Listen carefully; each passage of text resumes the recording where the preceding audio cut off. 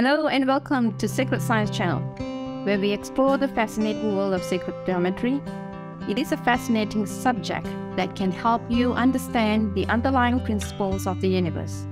So if you are interested in exploring this fascinating field of knowledge, I encourage you to hit that subscribe button and join us on this journey of discovery and self-exploration. Together, we will unlock the secrets of the universe.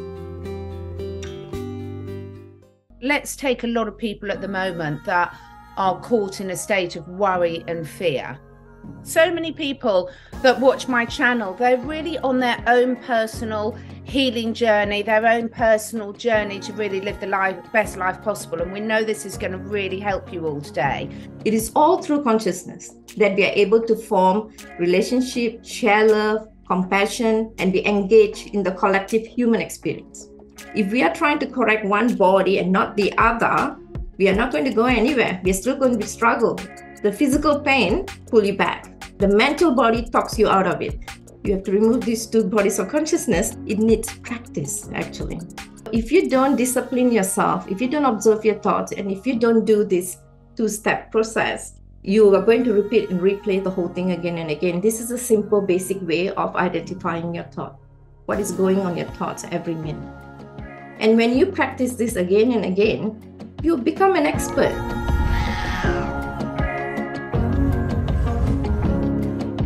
I am delighted to be here. It's this morning UK time. It's the evening Australia time with my lovely friend, Dr. Nirmala, who is an expert in everything to do with sacred geometry and also working with clients on a personal level in loads of different areas, but really looking at balancing the brain out.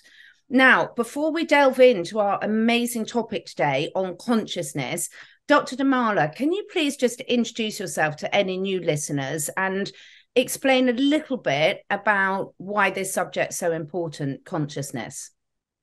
Okay, beautiful. Thank you, Catherine. It's nice to be in your channel again. Consciousness is a very interesting topic, right? So it's very relevant for people to understand. Human beings always goes around with every emotions or physical pain or conditions that they have, not understanding. They are trying to repair something from one level, not understanding there's another few more bodies that they need to work with. So if they understand the meaning of the consciousness and that together with the consciousness, the 5 bodies of consciousness, they will have a very much better scope when they are dealing with any emotions or physical pain or even spiritual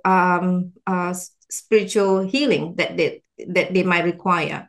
So the word consciousness, it's a very much important and intricate chapter and topic in my workshop. The first thing I always start in my workshop is teaching people about consciousness, what it really means. Does it kind of explain? Yeah, I love that. And so many people that watch my channel, they're really on their own personal healing journey, their own personal journey to really live the best life possible. And we know this is going to really help you all today. So before we delve in a bit deeper, tell us a little bit about sacred geometry and how that helps you read where people's blockages are. Okay, on my personal level, sacred geometry is something that is is something natural for me. It's not something I studied or it's something something that I have naturally inherited. So sacred geometry, when you're looking at it in a universal scope, it's actually a measurement of the universe, like our body, the universe, the space, the living, the nature, everything has got a specific measurement. And sacred geometry kind of give us this experience by having the measurements for that experience. Until we complete the experience, we can't move on to the next one. So that's how sacred geometry relates to one another, and that's how it works. And when I'm working with someone, it's always about understanding where they are holding their sacred geometry and which sacred geometry is intrigued or which sacred geometry is not active at all. So I observe all these things and I try to align someone from whatever experiences they are going through. Not necessarily have to be blockages, might be something they want to move forward with, but they're moving forward without understanding they have not finished their path. So sacred geometry kind of give me every information about the individual, whether it's the past or the future or the present, where is their core of their element has been stuck, and I start working from that space. Does it explain it?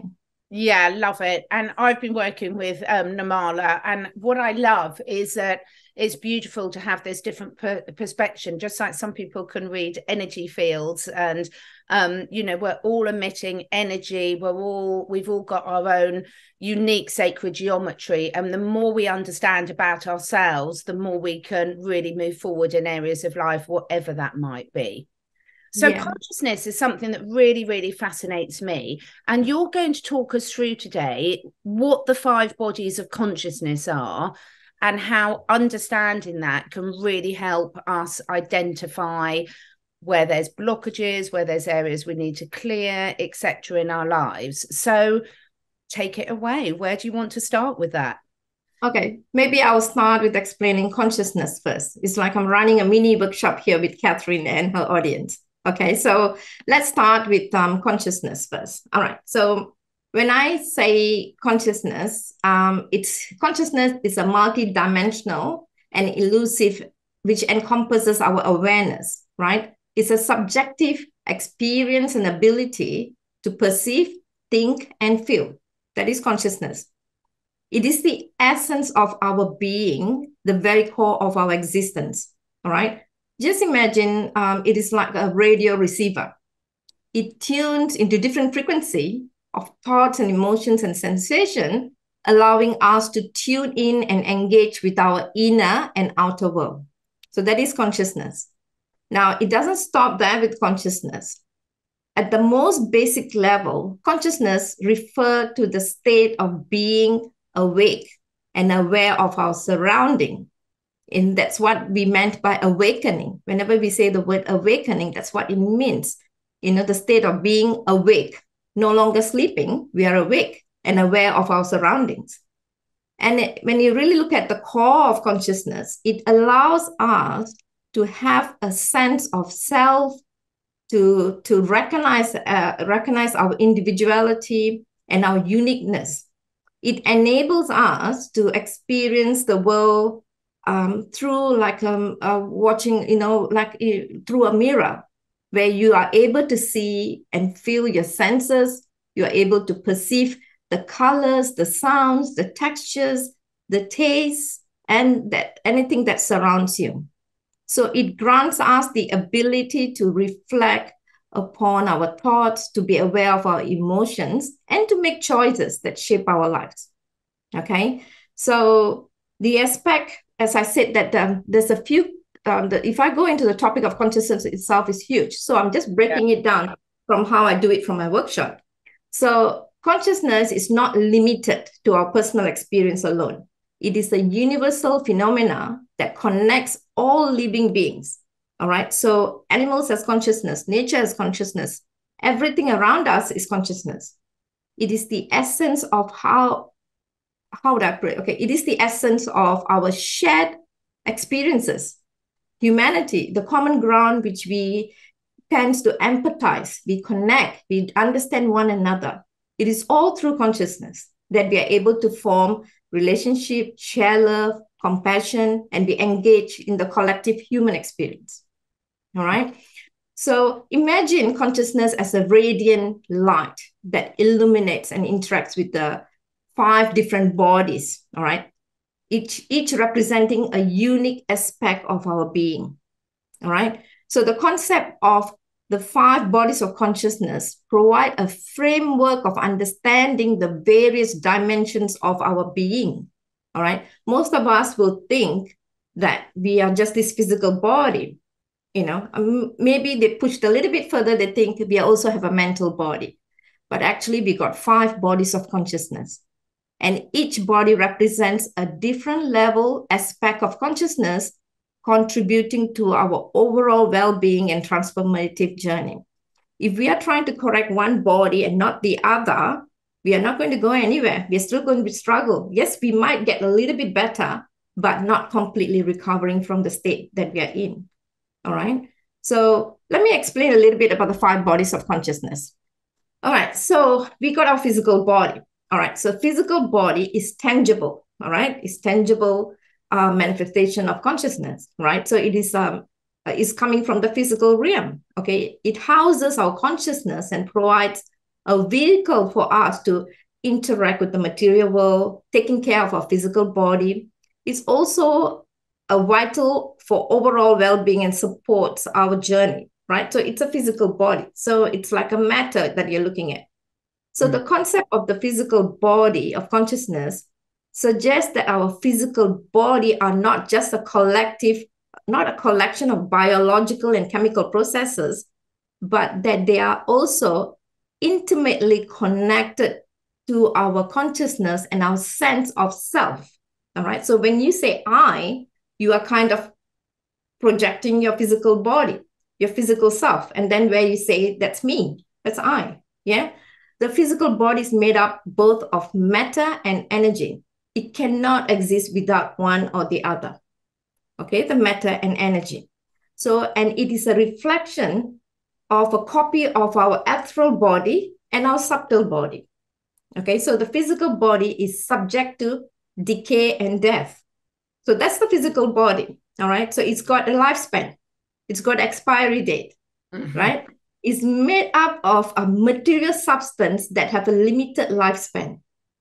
Okay. However, it is also dependent on the life force of an energy that flows through it, which is what gives the vitality and sustains its functions. So where is this vitality we are talking about? When we say we are force is depleted, or we are blocked, or our physical body is dysfunctional, illness and disease, it's not just the physical body. Just 2 inches away from our physical body, we have the vital body. Okay, so this vital body is non-local, and it's an energetic aspect of consciousness. All right, it encompasses the life force energies that flow through us, giving us vitality and nourishing our physical body. Yep. So this vital body of consciousness refers to a subtle body, which is non-local, which we can't see, is invisible, that exists beyond the physical body. Okay, so the meaning it exists outside space and time. How interesting is that? We are in the 3D world. We are existing in space and time, but this local, non-local body, 2 inches away from your physical body, it doesn't exist. It exists outside the space and time. All right. And it's not limited by the physical laws. It doesn't abide by the physical laws at all. And it's not governed by our material world. So Can I ask a question about that, please? Yes, of course. So this vital body, is this part of what they're measuring now? When they use machines, I can't remember what they're called, but there's machines that can measure your brainwave that don't touch your head. They're measuring it out there. And we know that you can measure the heart resonance, for example. So is this part of what they're connecting into? If it's kind of going by your heart resonance and all that, yes, it's a vital body. But things like, the patches that we use, all right, those are connecting to the vital body. Even though you're putting it on your physical body, those patches is taking information from the vital body and connecting it through to the physical body. That's the reason the vital body is responsible for nourishing and sustaining the physical body. And how it does that is by connecting to your energy centers. So where's your energy centers? 2 inches away from your body. It's in the vital body. Yeah. And the chakras, the meridians, the acupuncture points. All right. So all these are in your vital body. All right. It correlates with the vital organs and the sense of the body, including your breath, is also part of your vital body. Yeah. How interesting is that? Nobody knew. Every time I say in the classrooms, your breath is not from your physical body, it's actually from your vital body. Everybody goes, oh, really? Everybody's surprised, but that's how it is, right? What are your vital organs? Your liver, your kidney, your lungs, all these are vital organs. And who is in charge? Your vital body. That's the reason they're called vital organs. When you have some issues in this kind of situations or conditions in these vital organs, where's the first repair work has to come from? Vital body. People tend to start working from a physical body. You already done the damage. You have to go to your vital organ to do what is necessary to claim back that order into your physical body. Yeah. So what I want to do in a minute, when we've been through the 5 bodies, is talk us through an example so we can understand how, if someone's watching this today and say, for example, they've got a physical issue, a physical challenge that they're dealing with, and what they're doing just doesn't seem to be hitting the spot, is it likely that they're going to need to look at one of their other bodies, including the vital bodies, and say, right, okay, let's move to addressing that? Yes, of course. Yes, definitely. Yes. So I've kind of covered a little bit about the physical body, vital body. Now, 2 inches away from the vital body, 2 inches away from the physical body is the vital body. And 5 inches away from the vital body is your mental body. All right. So this mental body is the realm of your thoughts. Your actual thoughts come from such far away. But that's the first thing creates all the problem in your physical body. So how interesting is that? It's the furthest, but that's the body creates a lot of things in your body. Yeah. So your beliefs, your cognitive process, the shapes of your perception, the influences, the behavior, it plays a very significant role in your transformative journey, your mental body. All right. So the mental body is another aspect of the concept of the consciousness. It is a subtle body. Again, it's non-local. It exists beyond the physical body and is responsible for every thoughts, every beliefs and intentions we create. So this is the mental body. And how far it is away from your physical body? About 6 or 7 inches away from your physical body. It passes. That means that in between, there's the vital body that takes care. We have to pass through that to get information. But we pick up everything from the mental body and we load it into our physical body so quickly. So the mental body is like an antenna receptor that receives and transmit information as thoughts, intentions that we are creating it. All right. So this is where everything gets a bit interesting. Now, can I just point out, yes, correct me if I'm wrong, because I'm loving this, but my mind's going off and all these different, my mental body's pulling all these connections in together. So if we think of our mental body as like an antenna, then we can see that, let's just make this very YouTube friendly, that external forces could affect the influences and the information coming into our mental body very, very easily. Yes, it takes, So the mental body takes everything from your surrounding and environment. It goes, one person says it, it doesn't pay attention. 2 persons say it start turning his head. 3 person is all the way in. The 4th, 5th, they're already in there. Even though it's not happening in their ground, they become that. They become the fear. They become everything what is being influenced from the bracket. And this is where the mental body takes everything. Okay, you're very right. Yeah. So now, the next 2 bodies that I'm going to talk about is the most 2 important bodies, right? Not that the others are not, that the others are very important. What I meant is the next 2 bodies are the one that we need to pay attention to. All right. So we spoke about the physical body. 2 inches away is the vital body. Another 5 inches away is the mental body. And then we got about 6 inches away, we got the supramental body. Or they call it, some call it the etheric body. Not etheric body, they call it the divine body, right? But I like to call it supramental body because after that comes the spiritual body, okay? The supramental body of consciousness represents a higher level of consciousness, all right? It transcends the limitations of your mind, all right? It allows for expanded awareness, intuition, and spiritual insights. The supramental body of consciousness, refer as the non-local again, is a subtle body that exists beyond the physical body and mind. It exists beyond the physical body and mind. All right. It is said to separate itself from physical mind, though it remains connected to the life force of the physical body. So it doesn't take information from this level. It can only take information from that level. That means, just like I told you, the receptor, it only takes information from the highest frequency. Okay. So when I'm working in sacred geometry and I'm working with someone, I always ask them to take the information from supramental body not from their surrounding, not from their environment. All right. And that's a technique of doing it as well. Yeah. How you're going to access information from the supramental body. All right. So one of it is the meditation. All right. The other thing is spiritual practices that we do. All right. So we tend to step away and becoming a witness to everything that's happening around us, and then consciously making choices and decisions based on taking information from higher frequency than from the lower frequency. Does it make sense? It makes real sense. And again, I'm smiling because I'm making all these connections as you're talking, Nirmala. So any of this, I know a lot of my listeners are really keen on the Joe Dispenza meditations as well. And the way you're explaining it, you can see how with his meditations, when he's bringing you in and out to different levels, how he's connecting you in without actually saying so to these different bodies of consciousness. Yes. Yeah.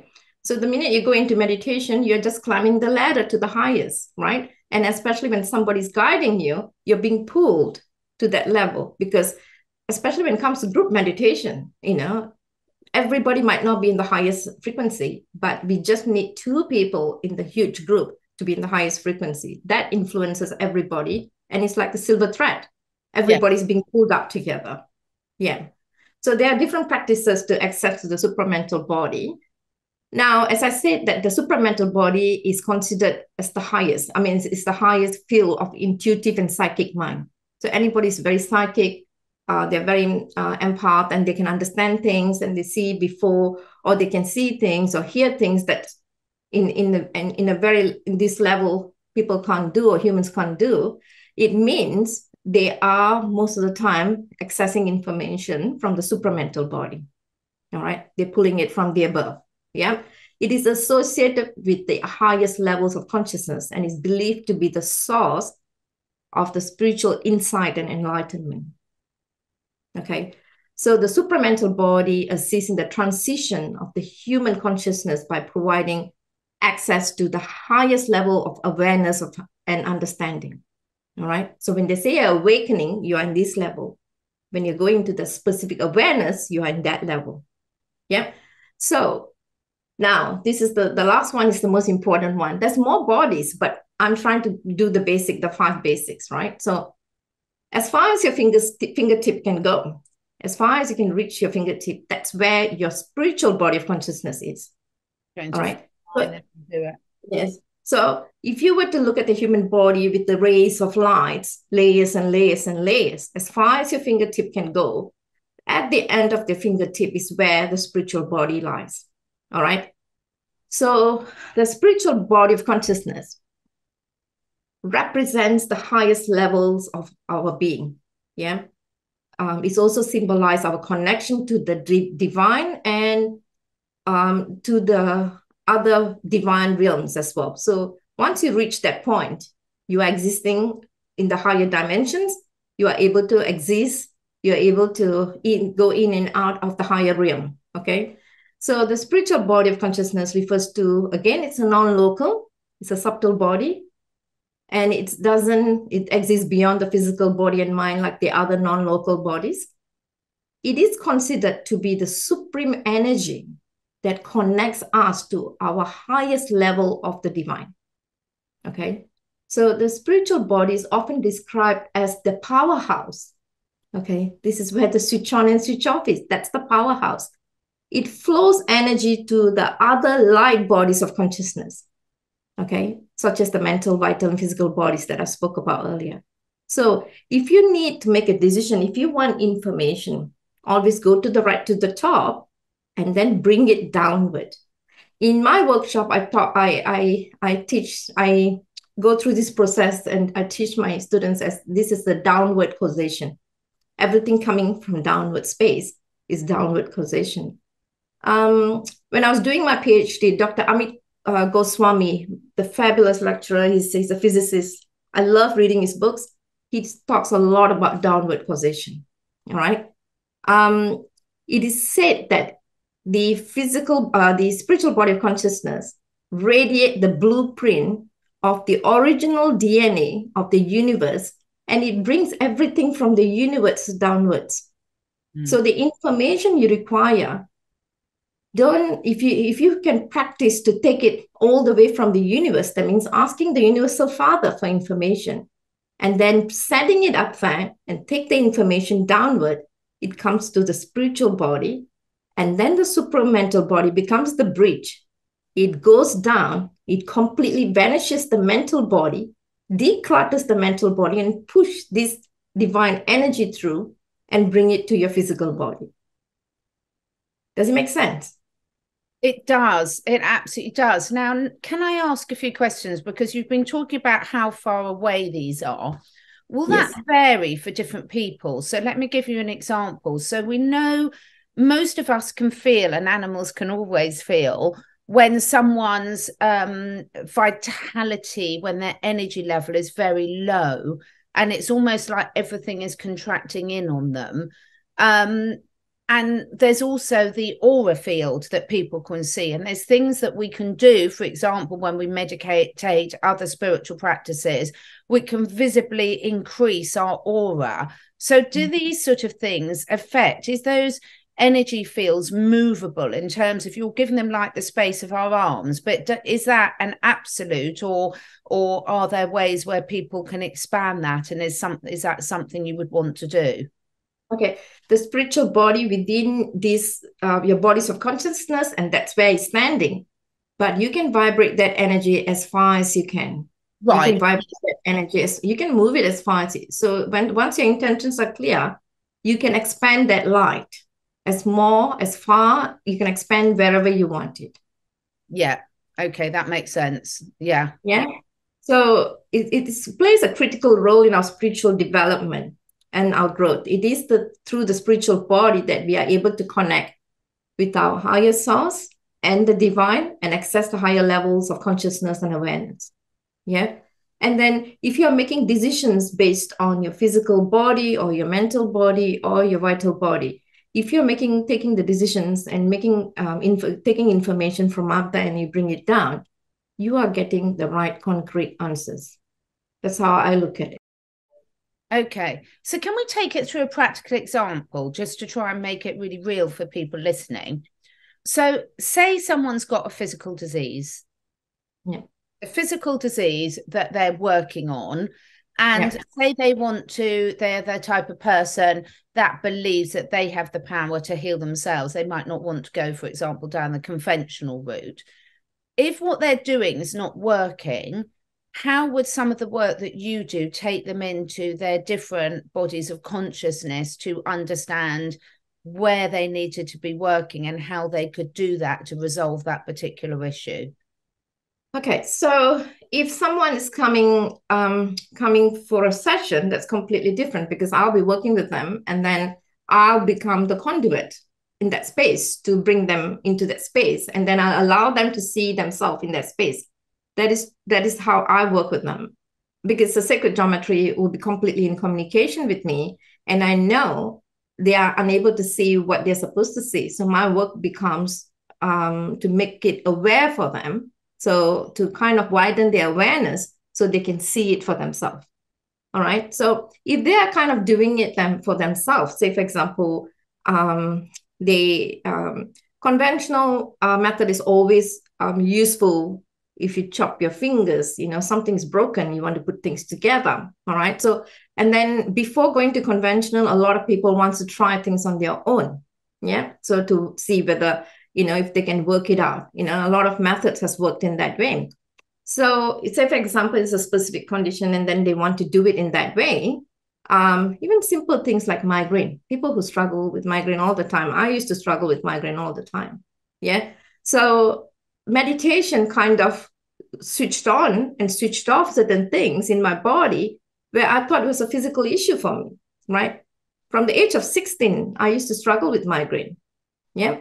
So, and I thought that it's something to do with my physical body. So I was working with my physical body, even though my sacred geometry was telling me something else, very much influenced by my mental body, that I always say, these are the things I need to do so I can get rid of my migraine.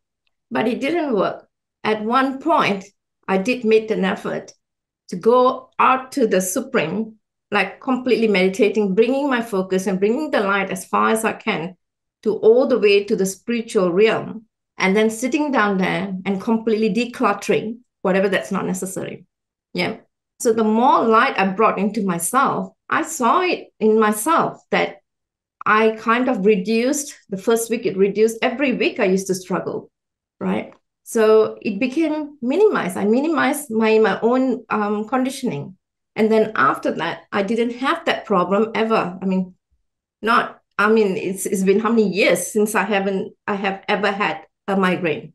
Yeah. So this is where I'm saying you can switch on and switch off. The minute you switch on from the higher realm, what happens is that the light that's coming from the above does amend a lot of things, right?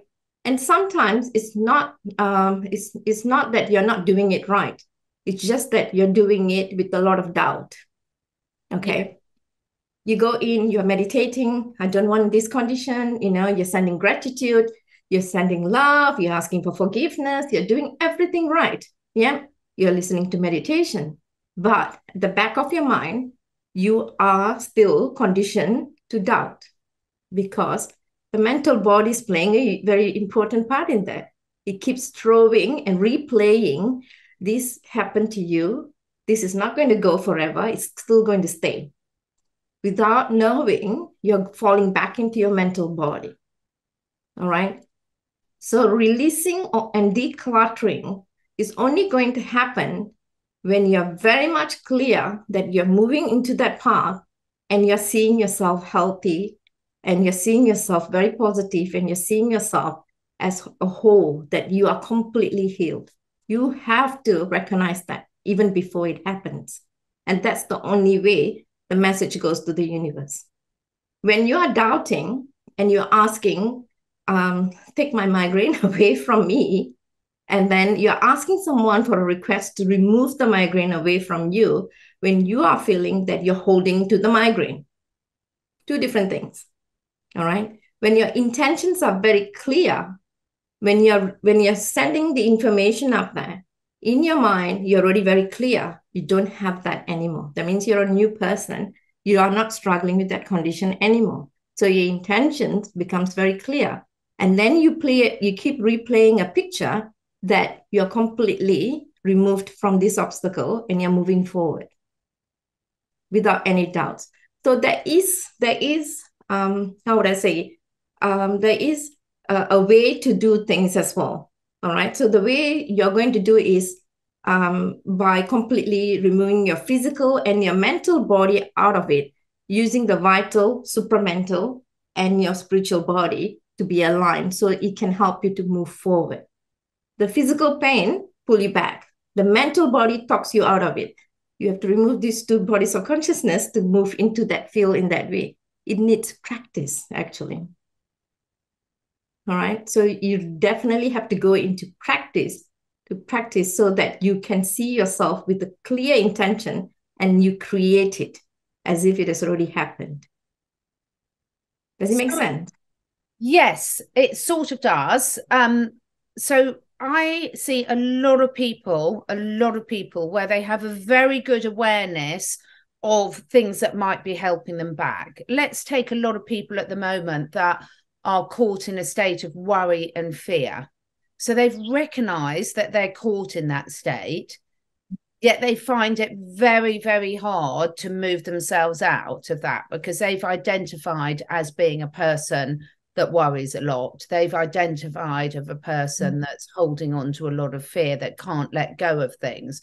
So what could someone who was caught in that state start to practically do? Because I agree, it's like, these does take practice, but they want to be confident that they're practicing in the right direction that is going to help, if that makes sense. Because there's so much information out there, isn't there?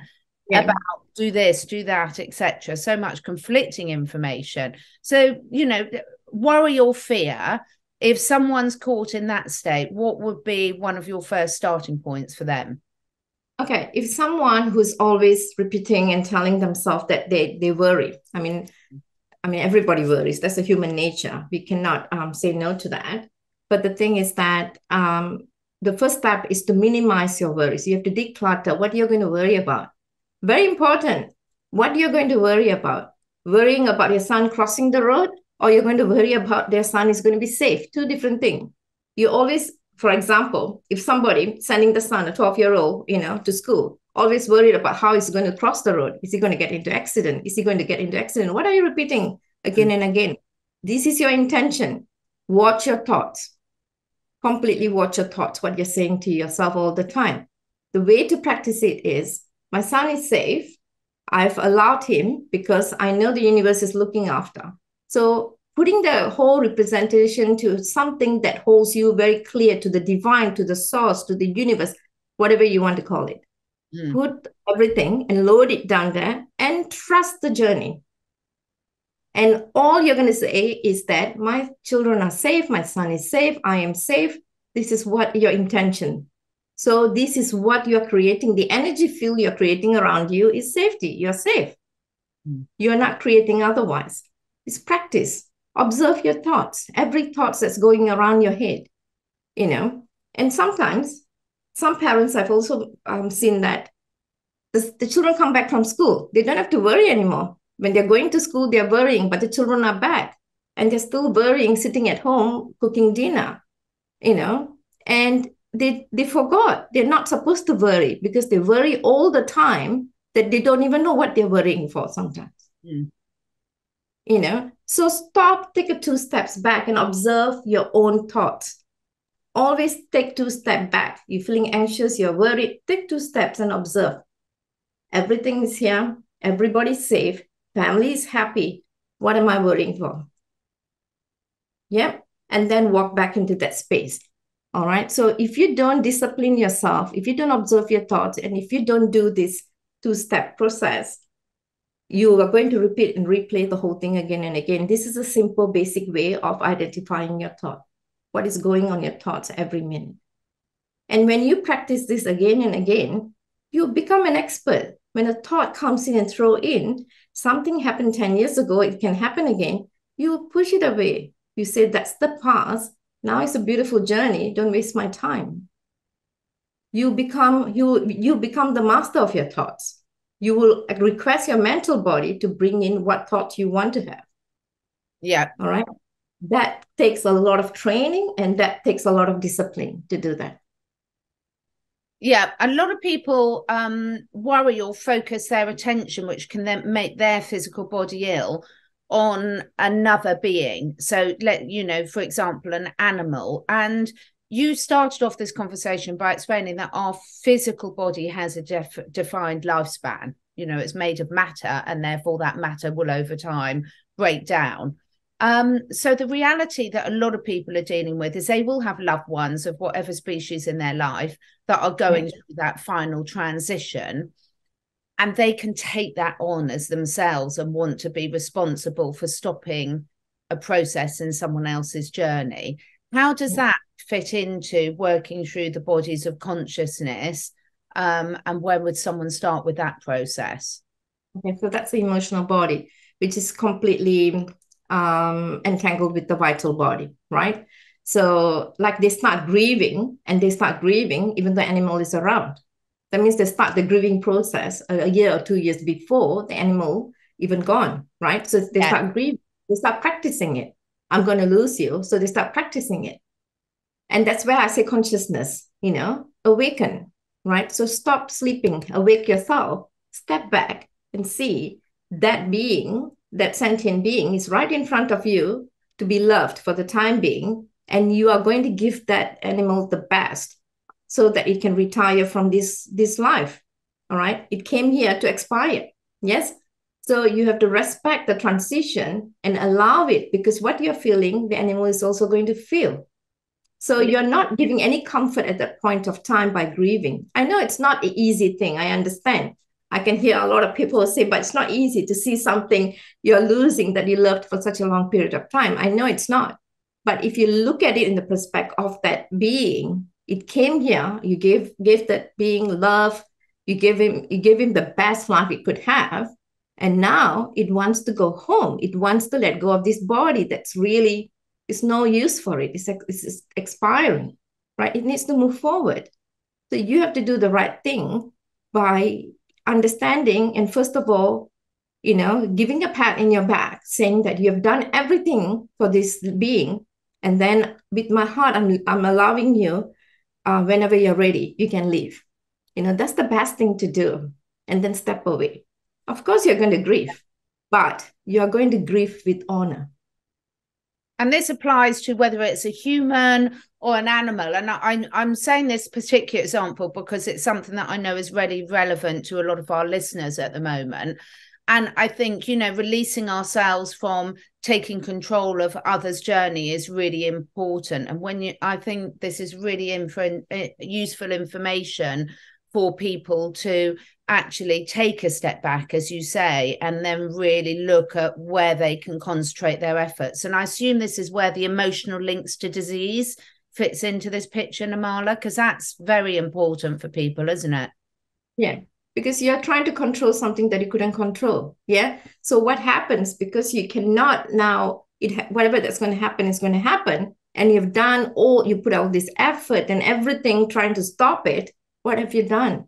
Your physical body and your vital body is already kind of now going through consequences. Yeah. So the physical body now push it to the vital body because you're making a vital decision. So the vital body will now push it to your vital organ. And that's the reason people go breathless and lungs issues are mainly because of the grieving. All right. Louis Hayes, his beautiful Her Emotions. And when you go and check it out and see, this is something you've pushed into yourself. And then you start damaging this vital organ because it wants to breathe. You've controlled it from breathing. All right. So you have to understand whatever you're forcefully resisting is actually impacting you. Think about it, whether is it necessary. Yeah. It could be a loved one, could be something that you love for a very long time. Everyone goes through that, the process. I know it's not easy, but sometimes, the challenge is put in front of you because that being is selected you, that you will do the right thing by it. Mm. It's very important for you to understand. So you have to give the power and strength to the being to do the right thing by releasing itself from that body, from that suffering, and then let it go so that you don't struggle and that being doesn't have to struggle, if it makes sense. Yeah, and I had a couple of beautiful talks with my friend Emily Castrotta, who is a empathic animal communicator. And when we're talking about these messages from the animals, it absolutely equally applies to the human interactions. And one of the key messages in any spiritual learning, Nirmala, we talk about, the importance of being in the present moment. And this is the messages the animals give us, is the fact that when they have got that little time with us, they don't want their humans to be worrying about everything they've done wrong and everything they could have done better. They want them to be enjoying the moment with them there and then. And imagine our human relationships, how much those could be enhanced if when we're interacting with any other human, we're really focusing on enjoying the moment there and then, not about all these other things that are being pulled in. So what would be the message that you would want to leave people with? So where people would be watching this, and I hope it's sort of people are starting to see, we know this is a very quick introduction. Before we come on to how people can find out more, what would be one of the key things if people are recognizing they've got some issues here that you would encourage people to start with? Okay.